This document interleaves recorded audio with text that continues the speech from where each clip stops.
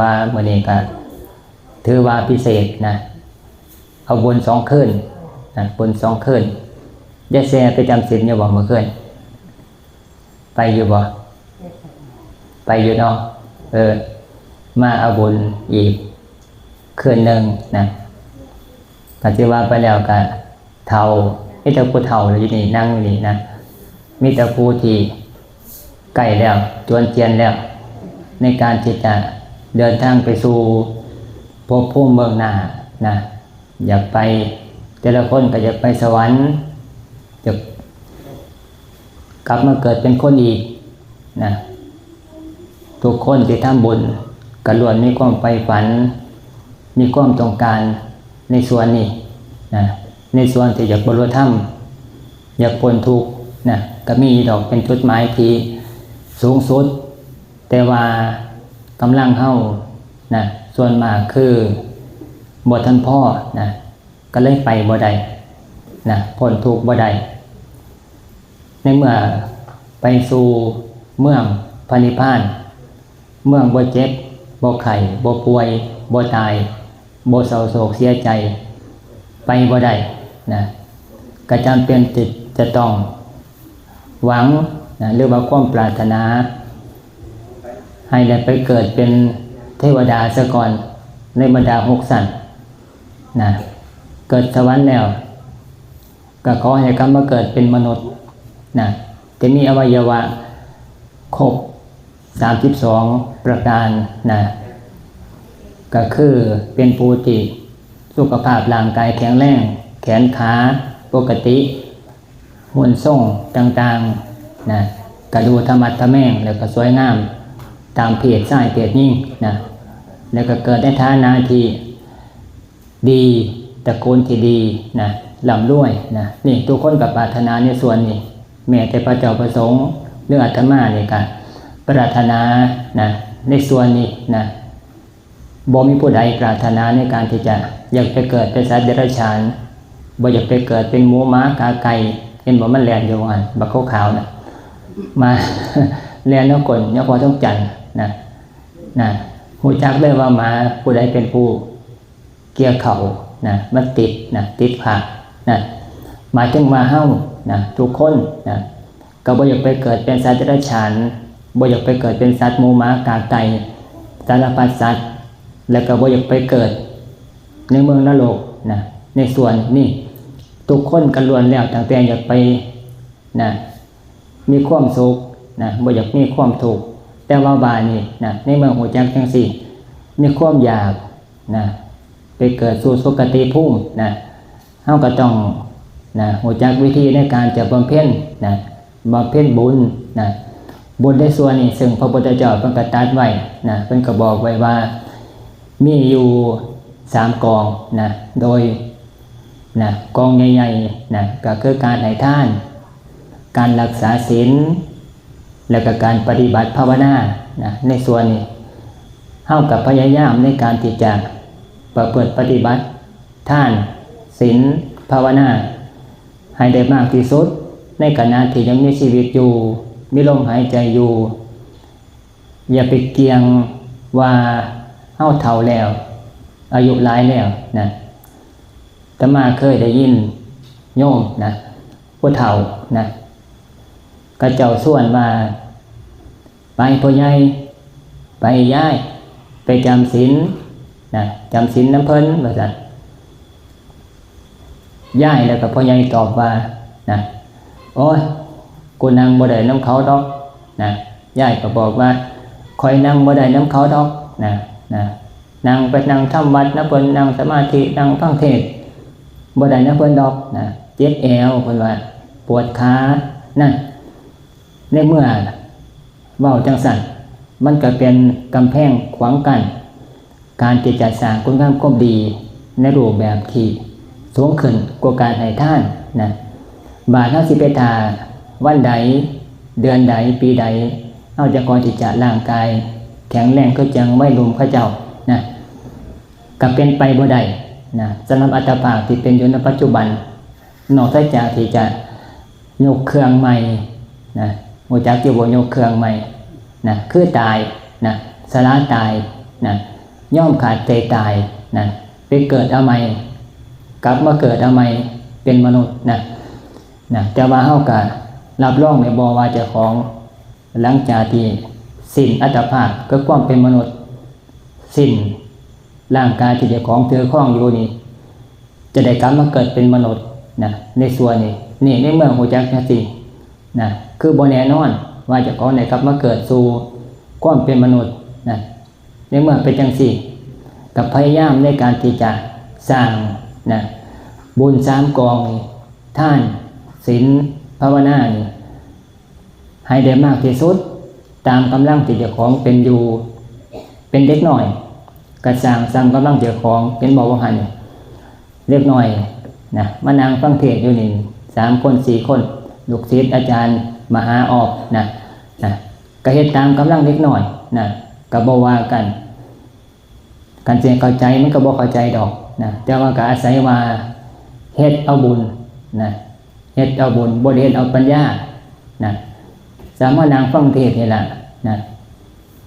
นั่งฟังเทศน์เอาบุญนั่งฟังเทศน์เอาปัญญานะนั่งฟังเทศน์เอากุศลนะในส่วนนี้ซึ่งแต่ละคนนี่ก็ได้รับความดีบ่เท่ากันนะแต่ว่าเฮาก็อาศัยว่าการเฮ็ดนี่นะอย่างน้อยๆนี่ก็ได้นะได้ดีละนะได้ดีละนะก็เฮ็ดนะเด็กน้อยก็เฮ็ดได้ซ้ำเด็กน้อยนะก็ยังพอได้บุญนะได้บุญบาดเนี่ยกันเป็นหนุ่มเป็นสาวนะมีกำลังแขนขายังแข็งแรงบ่เจ็บไข้ได้ป่วยง่ายนะมีความทนทานกระดูกแข็งกระดูกบ่เปาะกระดูกบ่ปล่อยคือบ่เฒ่านะก็เป็นช่วงที่เหมาะในการที่จะเข้ามาปฏิบัติศีลปฏิบัติภาวนานะเพราะว่าร่างกายนี่มีความเอื้ออำนวยทนทานต่อทุกขเวทนาทนทานต่อการทำกิจกรรมนะในการปฏิบัติธรรมะก็ดีเสียงก็ดีนะเสียงดังเสียงฮ้องนะลมมันก็หลายนะก็บ่เฒ่ามานี่ห่วยเว้าออกมาอยู่มันยังบ่ออกเสียงนะเสียงบ่ออกมานะคือลมมันฟาวแล้วนะใจอยากเว้าอยู่แต่ว่าลมบ่ออกมาเป็นเสียงนะนั่นเพราะว่ามันเบิดสภาพนะร่างกายมันเริ่มนะจะเคลื่อนสู่ธรรมชาตินะใกล้จะยกเครื่องใหม่นะสำหรับวัยหนุ่มวัยสาวนี่นะเป็นวัยที่เหมาะสมในการที่จะเข้ามาปฏิบัตินะเกิดจะมาเว้าในส่วนนี้แต่ว่าบาดนี้เว้าจังว่าบัดไม่ส่วงปลายนะคือเฮาคือญาติโยมนี่ไม่ออกพอออกนะผู้เฒ่านี่ละผู้เฒ่านี่ละนะในเมื่อนะร่างกายมันก็บ่อำนวยนะบ่อำนวยนะแต่ว่าจิตใจนี่มีความอยากเฮ็ดนะศรัทธาอยู่นะผู้ศรัทธานี่ก็พยายามเฮ็ดส่วนผู้ที่ยังค่าที่ว่าขาแขนนี่ก้นนี่มันเจ็บนะมันปวดขาปวดแข้งลูกน้ำเพิ่นนั่งน้ำเพิ่นนี่ก็ยากนะกายคิดใหม่นะคิดใหม่เปลี่ยนความคิดใหม่นะว่าในขณะที่ยังมีลมหายใจอยู่นี่นะจะเฮ็ดซ้ำที่จะเฮ็ดได้อดทนซ้ำที่อดทนได้นะบางครั้งเฮาก็อาศัยตัวเสริมอุปกรณ์ในการซอยนะเวลาเขามาปฏิบัติศีลปฏิบัติภาวนานะก็ใส่เก้าอี้นะเห็นบ่อาตมาเคยไปร่วมงานกิจกรรมต่างๆงานปฏิบัติธรรมแต่ละหม่องแต่ละบอนนะพวกที่เขาเจ้าเจ็บหลังนะเขาเจ้าวันนี้เขาเจ้านะทนในลำบากเขาเจ้าก็หาซื้อพวกเปนั่งนะบ่ต้องมานั่งเพื่อนเนี่ยก็ได้นะให้โอกาสนะสถานที่ที่เพิ่นให้โอกาสนะก็ซื้อเปนั่งนะมานั่งฟังเทศน์นำเพิ่นนั่งภาวนานำเพิ่นนั่งทำวัดนำเพิ่นกันมานั่งพับเพียบตะหมอบตอบขาแนวนี่นะเจ็บขาทนบ่ได้นะในเมื่อทนบ่ได้เฮาก็หาอุบายไปนะในการซอยเจ้าของนะให้มีกำลังมีความเพียรนะในการทำกิจกรรมในส่วนที่ว่ามันสูงขึ้นไปกว่าการให้ทานนะบอกมาจังว่าการให้ทานเนี่ยผู้ใดก็ให้ได้คนดีก็ให้ได้คนชั่วก็ให้ได้การให้ทานโจรก็ให้ได้นะคนซื่อสัตย์ก็ให้ได้นะการให้ทานบ่ได้เลือกนะบ่ได้เลือกนะว่าต้องเป็นคนดีจังก่อนที่สามารถทำทานให้ทานได้นะให้ได้เบิดนะ ให้ได้เบิดนะความหมายของการให้ทานเรียกว่าผลตอบแทนจากการให้ทานเนี่ยเฮาตัวคนเนี่ยก็ฮู้จักนะฮู้จักกันอยู่แล้วนะเพราะว่าพากันฟังธรรมมานะก็เข้าใจความหมายนะว่าผลการให้ทานเนี่ยก็คือให้ความสุขความร่ำรวยนะให้ทานไปนะสิ่งใดผลตอบแทนก็ได้ความสุขจากสิ่งที่เราให้ทานไปนะกลับขึ้นมาสู่ตัวเฮานะแม้นบางครั้งเนี่ยก็บ่สามารถที่จะให้ผลตอบแทนในปัจจุบันเห็นผลท่านตาแต่มาพบหน้าชาติหน้าตายไปแล้วย่อมต้องไปเสวยความสุขหรือว่าผลจากการให้ทานที่เราให้ไปยกตัวอย่างคือจังเฮาพากันใส่บาตรนะใส่บาตรอาหารเช้าให้แก่พระเจ้าประสงค์นะในส่วนนี้ยังบ่เช้านะพากันใส่บาตรอยู่หน้าบ้านหน้าเรือนหรือบ่ก็พากันตาม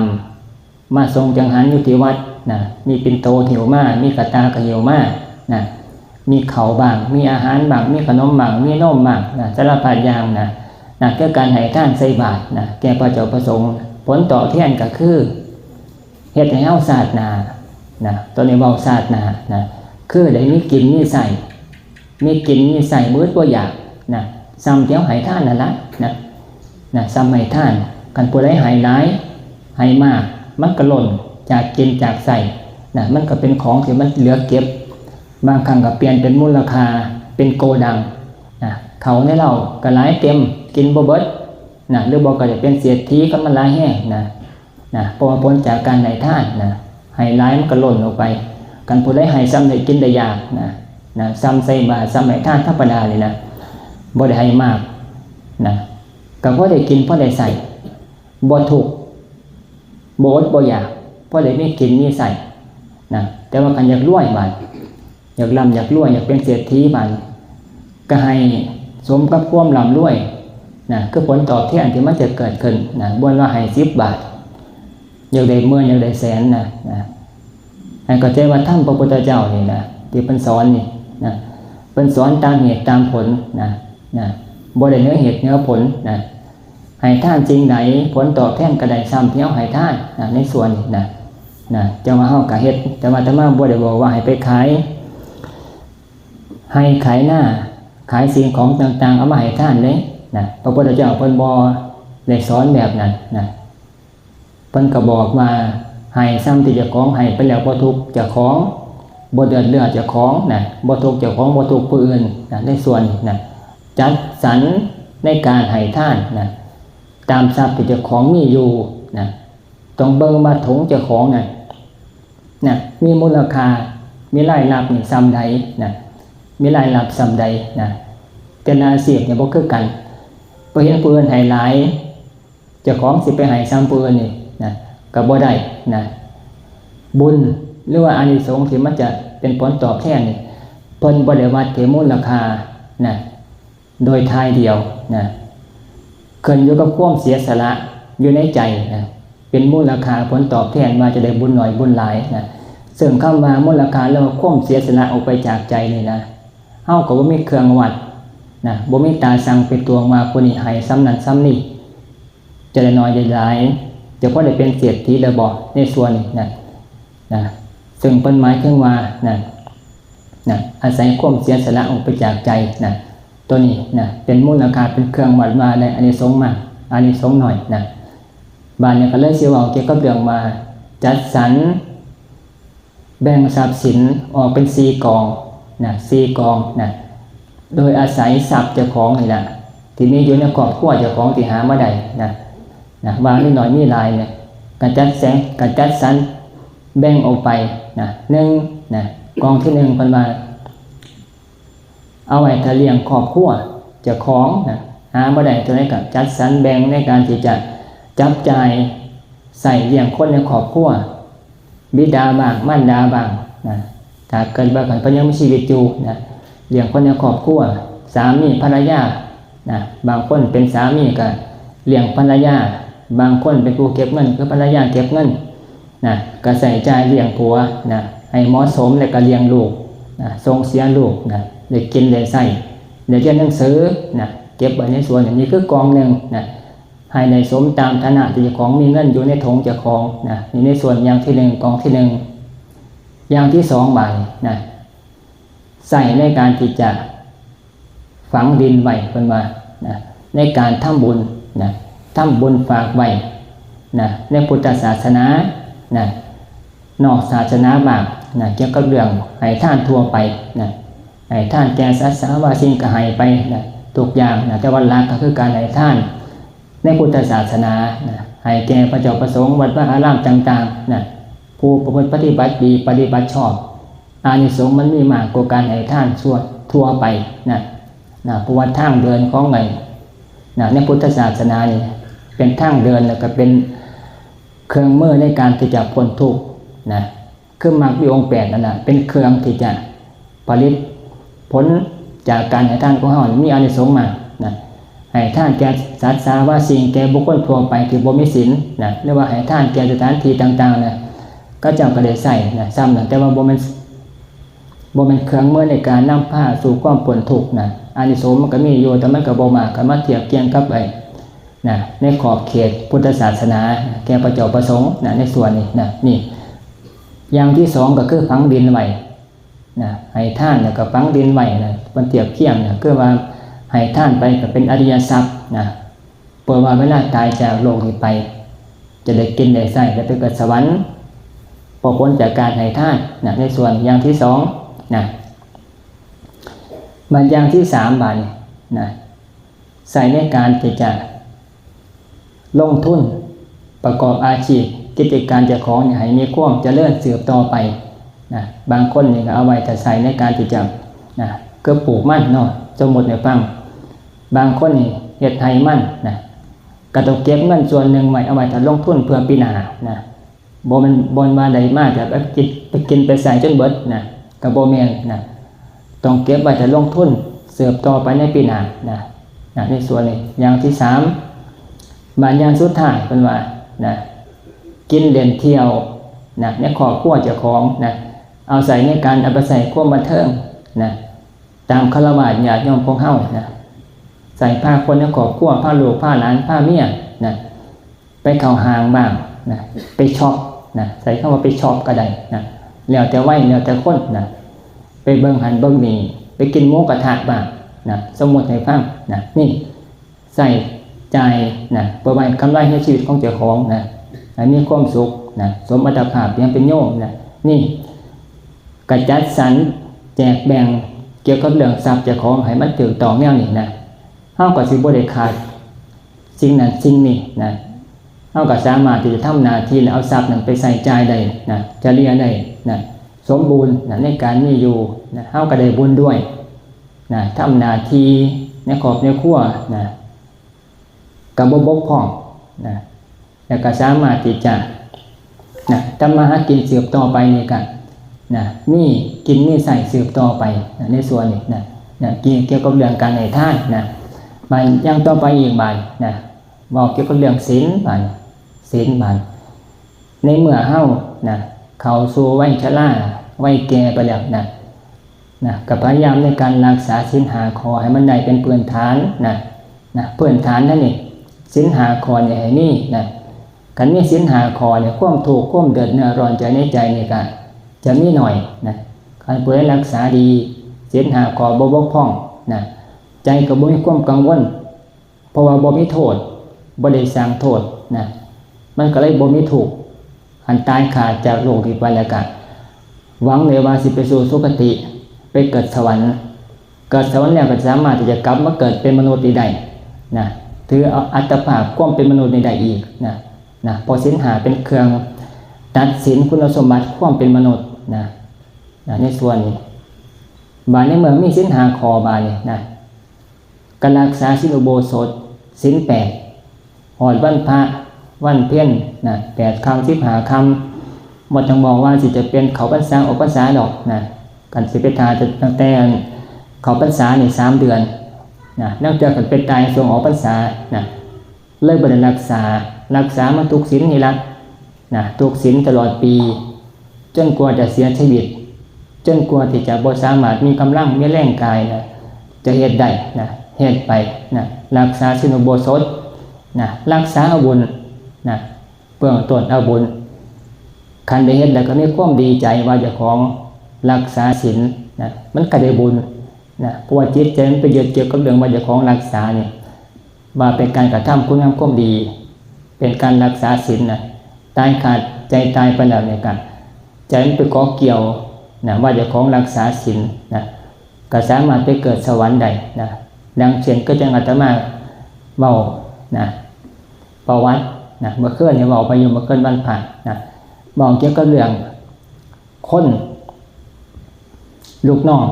ของอนาถบิณฑิกเศรษฐีนะบ่เว้ายาวดอกเว้าย่อๆนะคือเราไปทำงานนะคนงานของอนาถบิณฑิกเศรษฐี เข้างานใหม่นะเข้างานใหม่เนี่ยก็เข้าป่าไปหาของป่าหาพืชนะมื้อนั้นก็ถึงวันพระนะวันพระนี่อนาถบิณฑิกเศรษฐีนี่นะเราสิหยุดบ่ทำงานนะบ่ทำงานสิเจ้าของนี่สิมาทานรักษาศีลอุโบสถและก็ให้ลูกน้องทุกคนนี่รักษาศีลอุโบสถหยุดงานรักษาศีล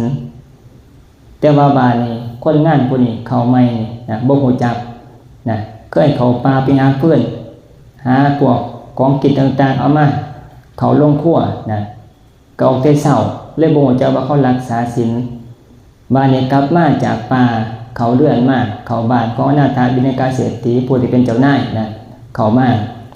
ก็เห็นว่าบ้านนี่เงียบเชียบนะคนไปใส่เบิดนอนะคือบ่ทำอาหารคือบ่ทำงานนะคือเงียบแต่ก็เลยไปถามโมสหายนะที่เป็นคนงานด้วยกันก็ถือได้รับคำตอบว่าเมื่อเนี่ยเป็นวันพระตัวนะเศรษฐีเนี่ยเพิ่นให้พวกเขาหยุดงานประกันรักษาศีลอุโบสถนะรักษาศีลอุโบสถนะแล้วก็สงสัยนะรักษาศีลอุโบสถเป็นจังได๋นอแล้วก็ไปถามเศรษฐีนะอนาถบิณฑิกเศรษฐีนะว่าศีลอุโบสถเนี่ยเป็นแบบใดดีแบบใดเศรษฐีอนาถบิณฑิกเศรษฐีเนี่ยก็ตอบนะให้ฟังแล้วก็เกิดศรัทธาในศีลอุโบสถก็เลยขอรักษาข้าพเจ้าจะรักษาด้วยใดบ่นะรักษาด้วยใดบ่ตอนนี้ก็พบคำแล้วนะสิคำแล้วนะสามารถจะรักษาศีลอุโบสถนำได้บ่เศรษฐีก็บอกว่าได้สิไปหยังนะได้ซ้ำเจ้าเฮ็ดนั่นล่ะนะได้นะได้แล้วก็ดีใจว่าเจ้าของสามารถจะรักษาศีลอุโบสถนี้ได้นะแล้วก็สมทานนะสมทานในขณะนั้นนะรักษาสมทานรักษาศีล8ศีลอุโบสถนะศีล8อุโบสถกันเดียวกันนะแต่ว่าแปลงใส่นะแปลงจะศีล8ซะนะอุโบสถมันต้องก่อนเที่ยงนะศีลข้อที่6จังค่อยสิจะในเต็มแต่ว่าส่วนหัวค่ำเป็นรักษาในการแปลงเขาไปเป็นสมทานศีล8นะศีล8นะแล้วก็รักษาโดยจิตใจว่าเจ้าของนี่ได้รักษาศีลอุโบสถศีล8นะแล้วก็ดีใจปลื้มใจในการได้รักษาบาดเนี่ยช่วงกลางคืนมาบาดเนี่ยนะอยู่ในตำราพระไตรปิฎกเขาบอกว่าช่วงกลางคืนก็ว่าช่วงกลางคืนมาเนี่ยเกิดอาพาธเพราะว่าเมื่อยบ่ได้กินข้าวคนก็ได้กินข้าวบ่ได้กินข้าวเมื่อยนะอาจจะถึงเพราะว่าถึงว่าละของเราเนี่ยกรรมมาถึงนะเราก็เลยขาดใจตายนะตายในขณะที่ช่วงกลางคืนนะในขณะที่สมทานรักษาศีลอุโบสถศีล8นั้นอยู่นะตายแล้วบานไปไสบานไปเกิดเป็นเทวดาอยู่ต้นไส้นะเป็นลูกขะเทวดาลูกขะเทวดาเนี่ยหมายถึงว่าเทวดาที่เกิดตามต้นไม้เป็นพวกพิตานี่บ้างพิตาเคียนบ้างผีกกไส้บ้างที่เอาพากันได้ย่ามนะแต่ว่าโดยความจริงนะใส่คำว่าเทวดาจะถือนะเป็นเทวดาอยู่สันจาตุมเทวดาสันต่ำๆนะต่ำๆนะไปเกิดเป็นเทวดาอยู่กกไส้นะมีรัศมีเจิดจ้างามผิวพรรณล่วงกว่าผิวพรรณของมนุษย์นะปวเทวดาเนี่ยก็คือต้องงามต้องสวยต้องรอกว่าความเป็นมนุษย์อยู่แล้วนะนี่หมายถึงมารักษาศีลอุโบสถศีล8แค่บ่กี่ชั่วโมงนะบ่กี่ชั่วโมง 6-7 ชั่วโมงแต่มาสมมุติให้ฟังตายก็สามารถไปเกิดเทวดาได้นะสันจาตุม บาดมาหมายจึงมาพวกเข้าญาติโยมบาดพากันเข้ารักษาศีลอุโบสถศีล8มาหลายเดือนหลายปีนะเฮาก็คงสิจะหวังได้ว่าจะไปเกิดสู่ภพภูมิที่สูงกว่าคำว่าลูกขเทวดาอาจจะสามารถไปเกิดอยู่ชั้นดาวดึงส์บ้างย่ามาบ้างในส่วนนะเฮาก็สามารถหวังได้เพราะหยังเพราะว่าเฮารักษาศีลอุโบสถศีล8นะผลตอบแทนก็คือในส่วนนี้นะก็สามารถมุ่งหวังได้ในส่วนนี้นะบางอย่างอีกอย่างสุดท้ายบางการปฏิบัติภาวนาบาง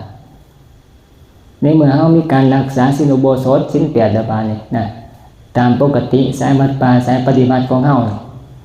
ครูบาอาจารย์เพิ่นก็สอนวิธีการปฏิบัติภาวนาให้เกิดสมถะและก็วิปัสสนาฝึกหัดในการนั่งสมาธิเบื้องต้นให้จิตใจเกิดความสงบซะก่อนเบื้องต้นจึงขอจิตต่อยอดไปสู่ปัญญาได้คำว่าปัญญาหมายถึงว่าปัญญามองเห็นสัจธรรมคือความจริงตามเป็นจริงที่มีอยู่และกระใจก็ยอมรับตามที่มันเป็นอยู่นี่ปัญญาสิสามารถเฮ็ดให้เฮาพ้นทุกข์ได้แต่ว่าบาดนี้ก่อนจะไปถึงปัญญาเฮาต้องฝึกสมาธิให้มันได้ซะก่อนคือความสงบพื้นฐานคันบ่ผ่านสมาธินี่ปัญญานี่บ่สามารถจะใช้ได้จริงปัญญาสิบ่เกิดปัญญานี่เกิดจากการในส่วนหมายถึงว่าปัญญาในการที่จะเอาไปชำระถอดถอนกิเลสตัณหานี่ต้องอิงต้องต่อยอดไปจากสมาธิเดี๋ยวฟังจากครูบาอาจารย์เทศน์หรือว่าจากตำราก็ดีหูอยู่แต่ว่ามันบ่ปัญญาจากออกมาจากสมาธิจิตใจตั้งมั่น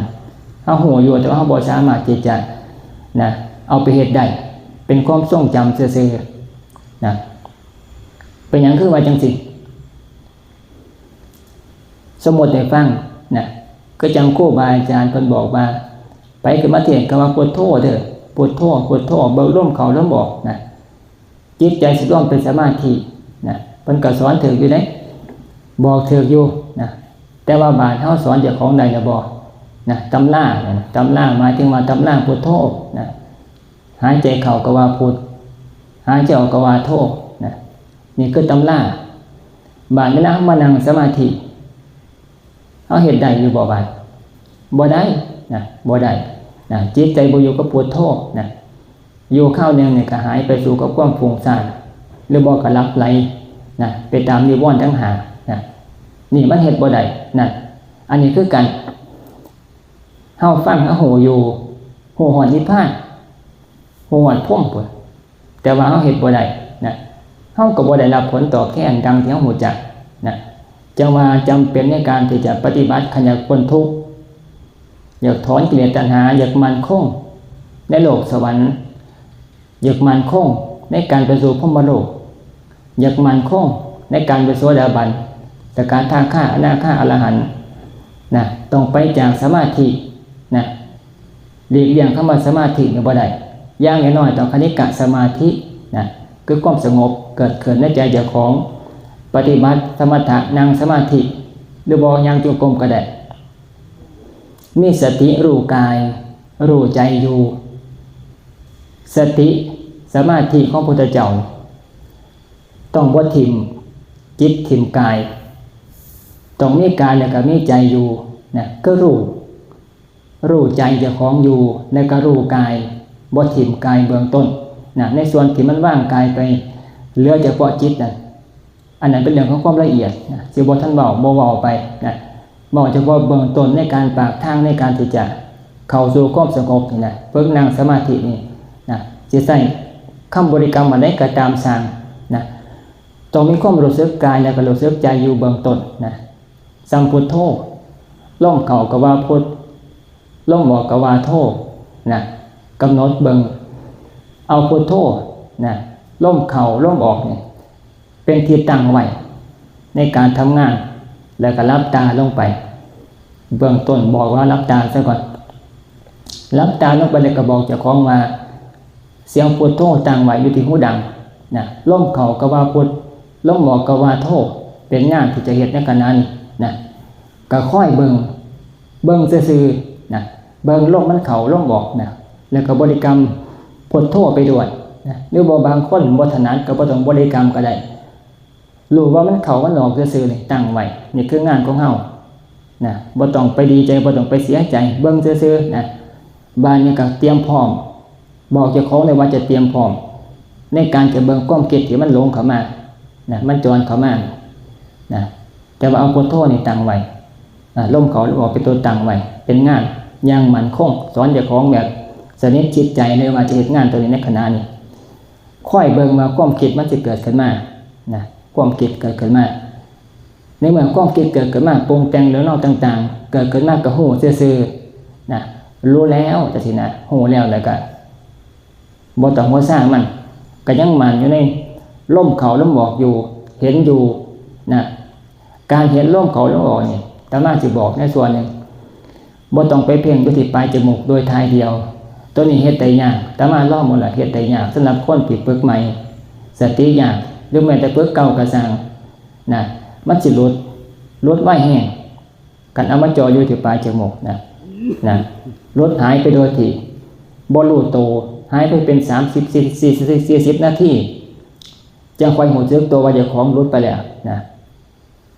เธอสิกลับมานะก็เพื่อไปโดนนะแต่ว่าให้หูลมเข้าอยู่ที่ปลายจมูกควบคู่การรู้กายรู้ตัวถึงกายเป็นฐานในการรู้ลมเข้าลมออกนะรู้ว่ากายมันขยับพอลมเข้าลมออกนะรู้ทั่วถึงอยู่นะบ่ต้องมาจ่ออยู่จุดเดียวนะเคล็ดลับบ่หลายเด้นะเฮาเคยชินอะไรเฮาก็ไปติดอยู่หั่นคันเอาผิดแค่น้อยเดียวเท่านั้นนะใจเฮาสิบ่หลุดบ่ออกจากกายนะบ่ออกจากกายสิรู้กายอยู่ทุกลมเข้าลมออกนะลมเข้าก็ฮู้จักอยู่ลมออกก็รู้สึกตัวอยู่นะนี่รู้ต่อเนื่องไปแล้วนี่ต่อไปแล้วบาดนี่นะคันเห็นความฟุ้งซ่านด้วยนะคันเฮาบ่ไปจับความฟุ้งซ่านเป็นอารมณ์นะอาศัยกายที่มันขยับเข้าขยับออกเป็นฐานนะบางครั้งก็ชัดบ้างนะที่แรกมันสิบ่ชัด 100% ดอกคัน 100% มันก็ร่วมตัวน่ะแต่ว่าที่แรกมันสิบ่ทัน 100% บางครั้งก็มี 80% รู้ลมเข้าลมออกอยู่ที่กายบางครั้งก็เหลืออยู่ 40% ความรู้สึกนี่อาตมาเปรียบเทียบให้ฟังความรู้สึกเห็นร่างกายที่มันหายใจเข้าหายใจออกบางครั้งก็ 40% ความเบลอนี่ 60%นะความเบลอนี่ก็แบ่งไปเรื่องความฟุ้งซ่านบ้างหรือว่าก็เบลอเพื่อนไปก็มีนะแต่มาคือหลักคือบ่ทิ่มความรู้สึกนี่เห็นว่ามันเข้ามันออกอยู่นะนี่มันสิหมุนหน้าหมุนหลัง30% 40% 50% 80%นะชัดบ้างบ่ชัดบ้างนะแต่ว่าบ่ขาดเกินแม้แต่ครั้งเดียวที่มันเข้ามันออกนี่เบิ่งนั่นนี่ไปเรื่อยๆวิธีการเบิ่ง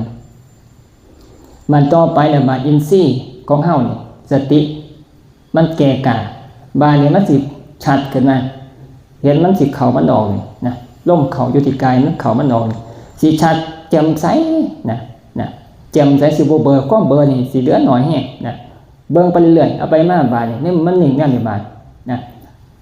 ในขณะนี้มันสงบแล้วเนี่ยสงบลมเย็นเบาก็อาการปีติก็ได้เบากายเบาใจนะเบากายเบาใจนะ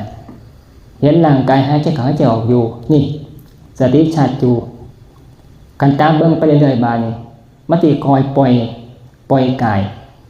ไปดูอยู่ที่ใจกายที่สิหายไปก่อนนะกายสิหายไปเหลืออยู่ที่ใจ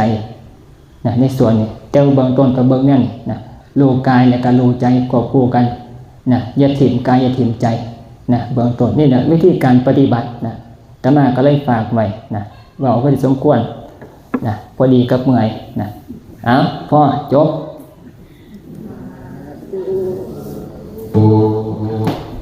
เป็นตัวกลางที่เรา